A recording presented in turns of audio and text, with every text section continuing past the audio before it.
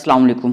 आज की इस वीडियो में हम डिस्कस करेंगे अलेक्जेंडर पोप की एक बहुत ही famous poem the Rape of Lock को। तो सबसे पहले जैसे कि हम देखते हैं कि सबसे पहले हम राइटर के बारे में जान लेते हैं, उसके बाद हम पोम की तरफ बढ़ेंगे। तो अलेक्जेंडर पोप 12 मई 1688 में लंदन में पैदा हुए। वो इंग्लिश के मशहूर नसर निगारों निफाज और तंजिया शायरों में एक थे। उनके अलावा वो एक उम्दा शायर भी साबित हुए, लेकिन वो प्रोज़ लिखने में माहिर समझे जाते थे। उन्होंने अपनी अर्ली एजुकेशन अपने घर से हासिल की, उसके बाद फ्रेंच और इटालियन ज़ुबान में पोइट्री सीखी। वो एक कैथोलिक फैमिली से तल्लुक़ रखते थे। उन्होंने अपना पहला प्ले 1700 में लिखा। उन्होंने 1712 में रेप ऑफ लॉक का सबसे पहला वर्जन शाया किया।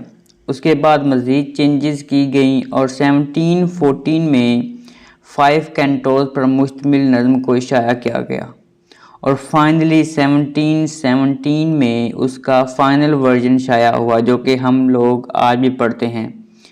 बेसिकली वो एक ऐसे राइटर थे और उसका काम बहुत ही महारत से करते थे और वो अपने काम में बहुत माहिर थे। Essays on Man, moral essay, Dunciad, the Rape of Lock, these were his admirable works throughout his life. Pope का इंतकाल 30 मई 1744 में हुआ। तो ये राइटर के बारे में एक ब्रीफ इंट्रो था। अब हम बढ़ते हैं अपने पोम के इंट्रो की तरफ। The Rape of the Lock is one of the most famous example of mock epic. Mock epic ऐसी नरेटिव पोम को कहा जाता है जिसमें हीरोज़ और लेजेंड्स के किरदार पर मजाक उड़ाया जाता है, और पोप इस तरह की पोइट्री में माहिर थे। ये पोम, जो कि 5 कैंटोज़ यानी 1794 लाइन्स पर मुश्तमिल है, 1770 में पब्लिश की गई। ये पोम एक असल इंसिडेंट से मुतासिर होकर लिखी गई। Before starts the pome, let's have a talk on the incident. Let's have the look on the incident. ये वाक़या जो, क्योंकि ये हकीकत वाक़या है, उससे मुतासर होकर ये पोम लिखी गई, तो हम सबसे पहले वो इंसिडेंट के बारे में थोड़ा सा जान लेते हैं। ये वाक़या पोप के ही दौर का है। कहानी दो प्रोटैगनिस्ट जो कि कैथोलिक फैमिली से तल्लुक़ रखते उनकी है। ये फैमिलीज़ इंग्लैंड की रहने वाली थी। एक फैमिली की नहायत खूबसूरत और पुरकशिश लेडी जिसका नाम अरबेला फॉर्मर था, और दूसरे ख़ानदान के लॉर्ड जिनका नाम लॉर्ड पैट्री। ये लॉर्ड जो कि अरबेला के शूटर थे, उनके चाहने वाले थे और बहुत दफ़ा उसको प्रपोज़ कर चुके थे, लेकिन अरबेला उसको बिल्कुल पसंद नहीं करती थी, बल्कि उनके प्रपोज़ल को हमेशा रिजेक्ट कर देती थी। इस दौरान लॉर्ड ने उस लेडी के बालों की लट को काटने का मंसूबा बनाया, और एक पार्टी जहां और भी बहुत सारे हाई सोसाइटी के लॉर्ड्स और लेडीज़ शामिल थे, सबके सामने उसने अरबेला की लट को काट दिया, जिसको बुनियाद बनाकर उन दोनों फैमिलीज़ में दुश्मनी पैदा हो गई। इस वजह से पोप के एक दोस्त जॉन क्रेल, उन्होंने ये पोम विदाई अंदाज में लिखने का मशवरा दिया ताकि इन खानदानों को पता चल सके कि वो कितनी मामूली सी बात को लेकर झगड़ा कर रहे हैं। इस तरह पोप ने इस पोम को मॉक ऑफ एपिक की एक उम्दा मिसाल बनाकर हम सब के सामने पेश किया। ये इस पोम का इंट्रो था कि इस पोम को लिखने का क्या मकसद था और ये पोम किस नज़रिए को बेस बनाकर लिखी गई, और किसने उस पोप को ये पोम लिखने का मशवरा दिया, और इस पोम का मुद्दा क्या था, इसमें क्या कहानी जो है वो मूव ऑन कर रही है, घूम रही है। तो ये उस सब का इंट्रो था। अब हम बढ़ते हैं अपने टास्क, अपनी पोम की तरफ, लेकिन सब समरी की तरफ जाने से पहले हम उसके करैक्टर्स को अगर डिस्कस करें तो सबसे पहला जो करैक्टर है वो ब्लिंडा का है। रेप ऑफ द लॉक की हीरोइन है, और ये अरबेला फॉर्मर जो कि अरिस्टोक्रेटिक लेडी थी, उनका फर्जी किरदार है। ब्लिंडा वही लड़की है जिसकी बालों की लट को काट दिया जाता है। वो एक नहायत ही खूबसूरत और पुरकशिश लड़की है जो कि बेपनाह जेवर और मेकअप से खुद को हर वक्त आरास्ता रखती है। इस पोम में वो प्रोटैगनिस्ट के तौर पर सामने आई है, यानी कि हीरो की निस्बत उसको डोमिनेंस ज़्यादा किया गया है। उसके बाद जो नेक्स्ट कैरेक्टर है वो Lord Baron. He is the admire of Belinda. यही वो शख्स है जिसने ब्लिंडा की इजाज़त के बिना उसकी बालों की लट को काटने का संगीन जुर्म किया था, और ये कैथोलिक फैमिली के एक लॉर्ड जिसका नाम लॉर्ड पेटर था, उनका फर्जी किरदार के तौर पर पेश किया गया है। कैरल कैरल का किरदार पोम में इस कदर ज़्यादा तो नहीं है, बल्कि इसका जिक्र सिर्फ 3 लाइन में आया है। जॉन कैरल का रिप्रेजेंटेशन था, जो कि पोप का एक बहुत अच्छा दोस्त था। जॉन कैरल का रिप्रेजेंटेटिव है कौन? ये जो कैरल का जिसका जिक्र 3 लाइन में किया गया है, जो कि पोप का एक बहुत अच्छा दोस्त था और इस इंसिडेंट का विटनेस भी था। इसने पोप को इनकरेज किया था इस पोम को इस तरीके से लिखने के लिए कि दोनों फैमिली के दरमियान झगड़े को रिकन्सिलिएट किया जाए, ख़त्म किया जाए। क्लेरसिया इस पार्टी जो कि अब एक महल है, उसको क्या किया जाता है? हर्प्टो कोर्ट। उसमें पार्टी में वो थी। अब ये महल किसका था, ये आगे चल के समरी में बताऊँगा ये महल किसका था। तो उसको क्या कहा जाता है? हर्प्टो कोर्ट। उसमें मुनक्किद होने वाली पार्टी में वो एक मेहमान थी और ब्रिंडा को पहले से जानती थी। वो इस जुर्म में शराकतदार थी क्योंकि इसने बर्न को कपड़े काटने वाली कैंची यानी सीजर फराहम की थी, यूं कि उसे एक आला वारदात फराहम किया था। गार्सिया ने लास्ट में एक सरमन भी पेश किया था जिसका मौजूद ज़ाहिरी फ़ानी खूबसूरती है। लाइक इंसान की वो एंड पे एक स्पीच देती है जिसमें वो बताती है कि इंसान की ज़ाहिरी खूबसूरती जो है वो फ़ानी है, इस तरह। उसके बाद जो नेक्स्ट कैरेक्टर है वो थलिस्ट्रस ब्लिंडा की बहुत अच्छी दोस्त है। उसने लटके कट जाने के बाद ब्लिंडा को इस लड़ाई में साथ दिया और उसे फोर्स किया कि वो मिस्टर बैरन से इस नजीबा हरकत का बदला ले। नेक्स्ट जो कैरेक्टर एरियल मैथोलॉजिकल और स्पिरिचुअल कैरेक्टर है। ये ब्लिंडा की गार्डियन सेल्फ। अपनी इंसानी ज़िंदगी में वो एक पुरकशिश खतून थी और अब वो एक ऐसी स्पिरिचुअल और स्पिरिट है और जो वर्जिन खवातीन को अपनी पूरी एक आर्मी ऑफ सेल्फ के साथ उनके हमरा उन लड़कियों की हिफाजत करती है। यानी कि बहुत सी और स्पिरिट्स इसके साथ मिलकर ब्लिंडा की ब्यूटी की हिफाजत करने पर मामूर थी। उसके बाद जो नेक्स्ट कैरेक्टर है वो अम्ब्रेल एक ग्रूम है जो कि एक स्पिरिट है। उसका काम ब्लिंडा के दुख और गुस्से में मज़ीद इजाफा करना है। वो केव ऑफ स्प्लीन का सफ़र करके आहू और आंसुओं से भरा हुआ बैग ब्लिंडा के लिए लेकर आता है और उसके ऊपर गिरा देता है, जिससे ब्लिंडा के गमों गुस्से में मज़ीद इजाफा हो जाता है। Next character shock. ये ब्लिंडा का डॉग होता है जो कि हर जगह पर उसका साथ होता है। इवन कि जब वो दरियाई टीम्स का सफ़र करते हैं तब भी ये उसके साथ होता है और हर सुबह उसका पालतू कुत्ता उसको आके उठाता है, गुड मॉर्निंग करता है यानी कि। उसके बाद हम समरी की तरफ बढ़ते हैं। ये हमारे कैरेक्टर्स थे जो उसके बाद अलावा और भी छोटे माइनर कैरेक्टर्स बहुत ज़्यादा हैं, लेकिन ये जो मेन कैरेक्टर थे वो ये हैं। तो समरी की तरफ बढ़ते हैं। Poet opens with a question, what was this offense goddess? A well-bred lord assault a gentle belle? Pope इस पोम को शुरू करने से पहले अपने खुदा से सवाल करता है, ऐसी क्या वजह हो सकती है कि एक अच्छे खानदान का लड़का एक मासूम और बेगुनाह लेडी के साथ इस तरह की ज्यादती कर सकता है। पोइट इस नज़म की शुरुआत यही स्टाइल के साथ करता है, यानी तंज के साथ इस तरह रीडर्स को इस पोम को जानने के लिए मोटिवेट करता है। फिर वो इसकी शुरुआत करता है कि एक सोई खूबसूरत लड़की है जो कि इस वक्त खूब नींद के मज़े ले रही है और ये लड़की ब्लिंडा है। तभी उसका एक गार्डियन सेल्फ जिसका नाम एरियल है उसके ख्वाब में आता है और उसे खबरदार करते हुए कहता है कि आई सा अलास सम डेड इवेंट हैपेंड। अफसोस मैं देख सकता हूँ कुछ बुरा होने वाला है, तुम खबरदार रहना। एरियल खुद नहीं जानता कि क्या कब और कैसे होने वाला है, बस वो इतना जानता है कि ब्लिंडा के साथ कुछ गलत कुछ अजीब होने वाला है। इस हिस्सा में उसका डॉग जिसका नाम शौक होता है वो प्यार से आके ब्लिंडा के फेस पर डिग करता है और उसे उठाने की कोशिश करता है और ब्लिंडा उठते ही एरियल की तरफ से दी जाने वाली जो वार्निंग है उसको पूरी तरह से भूल जाती है। इस तरह यहाँ पर उसकी दौर की औरतों की लापरवाही आइडलनेस को शो किया गया है। ब्लिंडा ने उठने के बाद शीशे के आगे बैठकर खुद को तैयार करने में लग जाती है। यहाँ पर मेकअप के लिए पफ्स एंड पाउडर्स का लफ्ज़ इस्तेमाल किया गया है और उसके तमाम साइल्स मिलकर ब्लिंडा की नौकरानी बैटली की मदद कर रहे होते हैं। हर साइल्स की अपनी अलग ड्यूटी होती है, कोई इसकी झुमकों की हिफाजत करता है, कोई बालों की और कोई उसके गले में लटके हुए क्रॉस की हिफाजत कर रहा होता है। इस तरह एक इमेजिनेटिव जो है वो सीन्स बन जाता है जिससे पढ़ने वाले सब कुछ अज्यूम कर सकते हैं, सब कुछ महसूस कर सकते हैं कि कौन सी चीज़ कैसे वाक़या हो रही होती है। खुद को अच्छी तरह आरास्ता करने के बाद पार्टी में शिरकत करने के लिए रवाना हो जाती है और ये पार्टी एक अजीम-उश-शान महल जो कि इब्तदाई तौर पर किंग हेनरी 8 का घर होता है वहाँ मुनक्किद होती है और इस महल का नाम हुप्टो कोर्ट होता है जो कि टीम्स रिवर के किनारे पर मौजूद होता है। जैसे ही हेप्टोकोट जाने के लिए बोट पर बैठती है तो तमाम नज़रें उस पर मरकूज होती हैं, because she is so beautiful beyond measures. Like इतनी वो खूबसूरत होती है कि उसको गिना या तोला नहीं जा सकता। उसकी मुस्कुराहट और सूरज की वजह से चमकती हुई आंखें सब की तरफ देख रही होती हैं। यहाँ पर पोइट ने कुछ इस तरह से कहा है, fair nymphs and well dressed youth around her shone but every eye was fixed her alone. दूसरी जन्म ब्लिंडा के जो एडमायर्स में से एक वेल ब्रेड लड़का जिसका नाम लॉर्ड बैरन है, वो भी वहाँ उसे पार्टी में पहले से मौजूद होता है, जो कि ब्लिंडा का बेसब्री से इंतज़ार कर रहा होता है और इस तरह खुद को तैयार कर होता है जैसे कोई जंगजू जंग से पहले की तैयारियां करता है।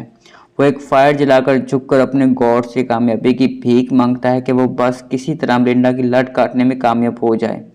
ब्लिंडा अपने दोस्तों के हमरा इस पार्टी में पहुंच जाती है। फिर वो एक कार्ड गेम जिसको ऑम्बर बोलते हैं खेली जाती है। And it was like a battle between Baron and ब्लिंडा।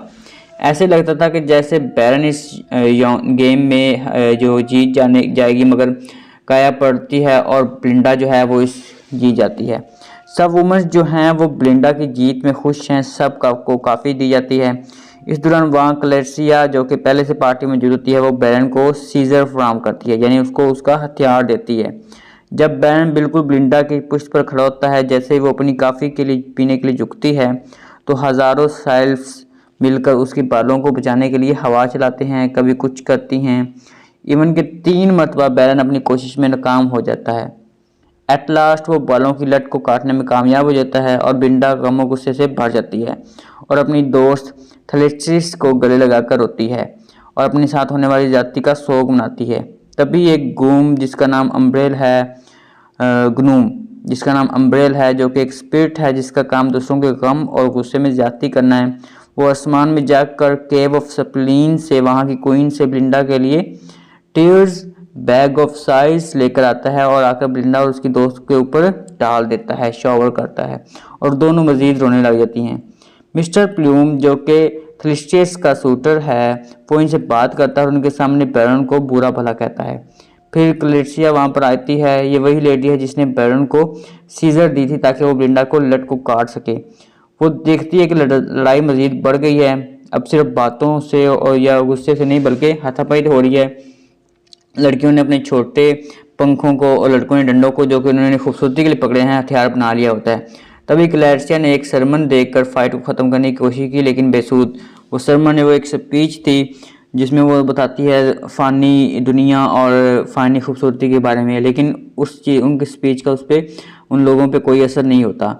लड़ाई के दौरान ब्लिंडा जीत जाती है और मिस्टर बैरन को जो डोमिनेट कर देती है और उस मिस्टर प्लूम की बॉक्स में से मुट्ठी भरकर सोफ बैरन के नाक में डाल देती है और अपनी कटी हुई लट का मुतालबा करती है और फिर मालूम होता है कि लट कहीं खो गई है। इस सारे झगड़े के दौरान वो लट कहीं पे खो गई थी। However plume ends and on a happy note of ब्लिंडा, because शायर ब्लिंडा से कहता है कि उसकी लट जो है वो आसमान की तरफ, उसको इस तरह शायर ने कहा है कि उसकी जो लट है वो आसमान की तरफ चली गई है, हेवन में चली गई है, तुम परेशान ना हो। लाइक उसको हौसला देने के लिए उसने ये बात की। शायर ब्लिंडा से कहता है कि उसकी लट, कटी हुई लट जो है आसमान की तरफ जाकर शाइनिंग स्टार बन चुकी है, इसलिए दुखी होने की जरूरत नहीं है। तो ये थी हमारी पोम और उसकी समरी को हमने समझा और अंडरस्टैंड किया। अब इसका अगर टाइटल आपको बताया जाए तो द रेप ऑफ लॉक, यहाँ पर लॉक से मुराद बालों की लट है। The rape derived from Latin word rapere which means to snatch off और to seize without permission, to seize without permission. यहाँ पर रेप का मतलब किसी की इजाज़त के बगैर उसकी चीज़ चुराना। It doesn't mean sexual assault. तो मेजर थीम्स की अगर बात की जाए तो idleness and ignorance of upper class. Rape of Lock में पोप ने क्रिस्टोरिक और अपर क्लास की लापरवाहियों और इग्नोरेंस को बयान किया है, जो कि सिर्फ घूमने फिरने, गपशप लगाने और मुख्तलिफ किस्म के कार्ड्स गेम खेलने में मगन रहते हैं। अरिस्टोक्रेटिक्स का अपना ही एक सोशल वर्ल्ड होता है जिसमें यंग लॉर्ड्स मुख्तलिफ किस्म के गम्बलिंग और औरतों से फ्लर्ट करके अपने अंदर मौजूद हेरोइक सलाहियतों को नुमाया करते हैं। और इन फैमिलीज़ की लेडीज़ भी सिर्फ क्या करती हैं, हुदो नुमाइश, खुद को जो है वो मगन करती हैं, मेकअप्स करती हैं, जेवर पहनती हैं, अपने आप को रास्ता करती हैं, दूसरे मर्दों को क्या करने के लिए एक्यूज़ करती हैं। सुबह से शाम तक उनका बस यही काम होता है और कुछ नहीं होता। उसके बाद जो अगला थीम है वो है female sexuality. Pope focuses on female sexuality and place of women throughout corpus of his poetry. 18वीं सदी का ये एक मशकिला समझा जाता था कि उस दौर में सोसाइटी की औरत को लेकर यही तवक्कुआत होती थी कि औरत सिर्फ सेक्सुअल यूज़ के लिए होती है, और औरतें भी इस सच्चाई के साथ खुद को तैयार करती थी। उसमें औरतों को डबल स्टैंडर्ड उनकी सोच को ज़ाहिर किया गया था। जैसे कि ब्लिंडा अपने बालों की कटी हुई लट की वजह से या अपने बालों की लटों से मर्दों को अट्रैक्ट करती है, और साथ ही पेटीकोट्स का इस्तेमाल भी करती है। ये इसलिए पहले पहने जाते हैं कि फीमेल वर्जिनिटी की हिफाजत की जाए। उसके बाद ब्लिंडा अपनी बालों की लट के साथ लट के कट जाने पर इस तरह मोर ऑन करती है जैसे उसके साथ सेक्सुअल असल्ट हुआ हो। इसने अपने बालों को बहुत अहमियत दे रखी थी। नेक्स्ट जो है वो जेंडर रोल्स है। ब्लिंडा को एक प्रोटैगनिस्ट के तौर पर जाहिर किया गया है। इसमें हिस्टोरिकली बयान किया गया है ब्लिंडा ऐसी पार्टी में जाने के लिए तैयार होती है जैसे कि हीरो नाइट जो है वो अपनी बैटल के लिए प्रिपेयर होता है। इसमें तमाम हीरोइज क्वालिटीज़ को शो किया गया है। She become dominant overcome to the Lord Broden and celebrates her success at the end. Cards game में भी उसकी जीत ब्लिंडा के प्रोमिनेंट होने की निशानदाही करती है। She and other ladies represent the power of feminism in the fight after the Rape of her lock. उसके बाद गार्डियंस फाइल्स भी मरने से पहले फीमेल थी और मरने के बाद ये मेल रूहों में तब्दील हो गई। इस तरह यहाँ पर भी फेमिनिज्म को शो किया गया है। जो नेक्स्ट थीम है ब्यूटी का। इन 18th century societies centralised and highlights on beauty and appearance. ब्लिंडा की ब्यूटी को इस तरह पेश किया गया है जैसे कोई हीरो जंग से पहले अपने आप को तैयार करता है। जब उसकी लट कट जाने पर उसे गुस्सा आता है तो वो आपे से बाहर हो जाती है, तो पोप को इसके बिहेवियर को मॉक करने का मौका मिल जाता है। जैसे क्लेसिया की स्पीच भी इस तरह बयान किया गया है कि लेडीज़ अपने बालों को संवारने में लगाती हैं। इतना वक्त वो अपनी अंदरूनी सलाहियतों को संवारने में लगाएं तो सोसाइटी को सर्व कर सकेंगी। एक तरफ पोप उसको बेपनाह खूबसूरती की उसकी पोइट्री की तरफ बयान करता है और दूसरी तरफ उसकी खूबसूरती में इजाफा करने के लिए इस्तेमाल होने वाले मेकअप और बालों के कर्ल्स का मजाक भी उड़ाता है। और एंड पर यह भी कहा गया है कि ब्यूटी तो वक्ती है, इंसान का किरदार उसको लाफानी बनाता है। नेक्स्ट जो थीम है वो religion and morality. Religion and morality is also on the of the major theme in the Rape of Lock. इस वक्त जब पोम लिखी गई तब इंग्लैंड में रिफॉर्मेशन का अमल से गुजरा था। इस तरह कैथोलिज्म को प्रोटेस्टेंट की जानब से मुसलसल तनकीद का निशाना बनाया जा रहा था और पोप एक कैथोलिक ख़ानदान से तल्लुक़ रखता था। प्रोटेस्टेंट्स ने कैथोलिक फैमिलीज के लिए लंदन में रहना बहुत मुश्किल कर रखा था। पोप इन सब हालात से बहुत मुतासर था, इसलिए उसे इस पोम में मोरालिटी के थीम्स को इस्तेमाल किया है। तमाम क्रिश्चियंस चाहे वो कैथोलिक हों या फिर प्रोटेस्टेंट अपने हकूक़ हासिल करते हैं, वो जैसे चाहें ज़िंदगी गुजारें। उनके अवाम को और उनके अवामिल को गॉड हमेशा जज करता है। उसके बाद जो नेक्स्ट थीम है वो थीम ऑफ लव है। According to Pope there is no importance of true love for all the character in poem. Upper class से तल्लक रखने वाले का मकसद सिर्फ हार और जीत है। जैसा कि ब्लिंडा ने सबसे मुस्कुरा कर मिलती है, लेकिन वो एक लट की वजह से किसी के आगे नहीं झुकती और ना ही प्यार में हार मानती है। ब्राउन भी अफेयर रखता था लेकिन उसमें प्योर फीलिंग्स नहीं थी। अगर प्योर फीलिंग्स होती तो वो अपने महबूब को नुकसान ना पहुंचाता, लेकिन उसने किया। वो चाहता था वो बस चाहता था अगर मेरे साथ नहीं है तो किसी के साथ में ना हो। उसकी ब्यूटी को डिग्रेड करना चाहता था। उसके नज़दीक वो उसके साथ तो रहना चाहता था, लेकिन मगर दिलों में एक दूसरे के लिए सच्चा प्यार और एहसास कभी भी नहीं होता। हर एक दूसरे को नीचा दिखाने और हार जीत का फैसला करने में लगा रहता है। उसके बाद नेक्स्ट थीम है theme of pride. Pride is also a major theme in Rape of Lock. खूबसूरती गरूर के बिना अधूरी है। इस बात को ब्लिंडा के किरदार से बहुत अच्छी तरह समझा जा सकता है। पॉप ने इसे खूबसूरत बनाने के साथ साथ फुल ऑफ प्राइड पेश किया है। इस पोम का अक्सर मकसद अपर क्लास फैमिलीज के प्राइड और गरूर को जाहिर करता है। ब्लिंडा अपनी लट के लिए लड़ना और किसी से न डरना इस बात का सबूत है कि वो मगरूर है और किसी किस्म का समझौता नहीं कर सकती। शायद इस तरह वो अपनी खूबसूरती और अपनी वर्जिनिटी की हिफाजत कर सकती है। इस दौर की दूसरी लेडीज़ भी इस तरह खुद को प्रोटेक्ट करती हैं। बाद अगर कंक्लूजन और इसके एनालिसिस की बात की जाए तो the Rape of Lock is a humorous representation of vanities and idleness of 18th century's high society. ये पोम शायर के अपने ज़माने के रियल इंसिडेंट से इंस्पायर होकर लिखी गई poem is perhaps the most outstanding example of mock epic in English language. Poem के हर सीन को इस तरह रिप्रेजेंट किया गया है, इसमें मौजूद तंज़ व मिज़ाह रीडर्स के लिए इस पोम का ज़्यादा सरप्राइजिंग और डिलाइटफुल इसको बना देता है। Pope lived in the age of satire and he is known for his satirical style and attitudes of writing. Satire का लफ्ज़ी मतलब होता है हमला करना, जो कि इंसान और माशरे पर असर करने वाले जो एक इंसान और माशरे पर असर करे, लफ्ज़ों के साथ हमला करना, ना कि तलवार वगैरह के हथियारों के साथ हमला करना। पोइट्री में स्टाइलिज्म का इस्तेमाल इस वक्त किया जाता है जब किसी गलतियों और फॉल्ट्स को प्रोमिनेंट करना हो, ताकि गलती करने वाले में सेल्फ अवेयरनेस पैदा हो सके। इन दिस सेंस ड्राइडेन ने स्टायरिज्म पे कहा गया है तो the true end of stair is the embedment of voice correction. Pope के स्टायर के मरकज इस वक्त के जेंटलमैन और एरिस्टोक्रेटिक लेडीज़ हैं। उस वक्त की लेडीज़ को उनकी पर्सनैलिटीज़ को स्टायरिकली प्रेजेंट करते हुए पोप कहता है कि कैसे वो खुद को रास्ता करती हैं ताकि वो गैर मर्दों को लुभा सकें। और वो क्या कहता है कि इस स्टेट को इसलिए स्टायर किया गया है ताकि 18वीं सदी की ख़वातीन खुद को इस्लाह कर सकें और सोसाइटी के लिए कुछ अच्छा कर सकें और अपने किरदार को अच्छा बनाने में कुछ अमल दरामद कर सकें। इस दौर की फैशनेबल लेडीज़ अपनी तरफ तवज्जो मरकूज़ करने के लिए खुद को जो है वो बीमार ज़ाहिर करती हैं और बिस्तर पर लेट जाती हैं ताकि विजिटर उनके महंगे बिस्तर और गाउन्स को देखकर उनकी तारीफ़ कर सकें। उनके दौर में पार्टीज़ और बॉल्स का इनकाद किया जाता है और वहाँ पर गॉसिपिंग, डांसिंग, सिंगिंग के अलावा और कुछ नहीं होता है। इन सब हालात से पोप अच्छी तरह वाकिफ़ है क्योंकि ये उसकी दौर की बातें हैं। उनको ही मद्देनजर रख कर पोप ने स्टाइरिकल वे में अपनी बात को हम सब तक पहुंचाया है, जो कि उसकी पोइट्री को मज़ीद अट्रैक्ट करती हैं। इस पोम का एक और पहलू जिसे सुपर नेचुरल कैरेक्टर्स के ज़रिए मज़ीद इन्हेंस किया गया है। जब पहला वर्जन आया था तब ये एलिमेंट इस पोम में मौजूद नहीं थे। सबसे लास्ट वर्जन में पोप ने अपनी पोम को मज़ीद अट्रैक्टिव बनाने के लिए साइफ्स और ग्रूम्स का इस्तेमाल किया है।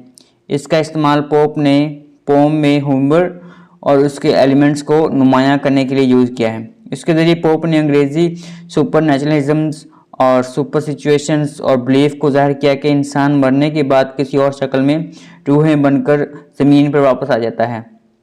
According to Hazlitt, Rape of the Lock is a filigree work. Filigree का मतलब होता है सोने और चांदी के धागों से सजा हुआ।